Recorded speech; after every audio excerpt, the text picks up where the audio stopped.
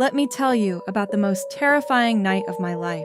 It happened last winter, in that old cabin my family owns up in the mountains. You know, one of those places where cell service is non-existent and the nearest neighbor is miles away. I was staying there alone for the first time, working on my novel. Everything was fine during the day, but as night fell, things started feeling different.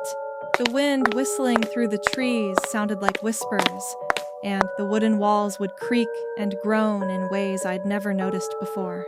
Around midnight, I heard footsteps on the front porch. Slow, deliberate steps. At first, I told myself it was just a deer or some other wildlife. But then came the knocking. 3 distinct knocks.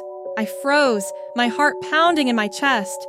The rational part of my brain said, "Don't answer it. Who would be up here at this hour?" But then I heard a voice, a child's voice, calling out, "Please, I'm lost. Can you help me?" That's when I remembered something my grandfather told me years ago about this place. He said never, ever open the door at night, no matter what you hear, because sometimes what's calling out isn't human at all. The knocking continued, growing more intense. The child's voice became more desperate, pleading. But then I heard something that made my blood run cold. Behind the child's voice, almost imperceptible, was another sound. A low, guttural growling. I sat there in absolute silence, watching the door handle slowly turn back and forth.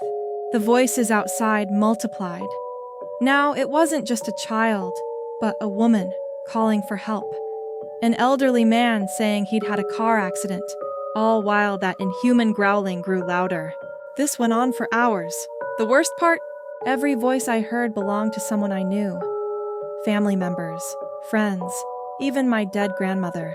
Each one begging me to open the door, each one accompanied by that terrible growling. When dawn finally broke, the voices stopped. I waited another hour before looking outside. The porch was empty, but what I saw in the fresh snow made me pack up and leave immediately. There were footprints all around the cabin.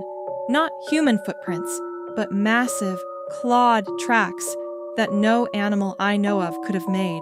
I later learned from locals that every few years, people go missing in these mountains. Always at night, always from cabins, and always because they opened their door to someone calling for help. I still don't know what was out there that night. But I do know one thing. Sometimes, the most terrifying monsters are the ones that know exactly how to prey on our humanity.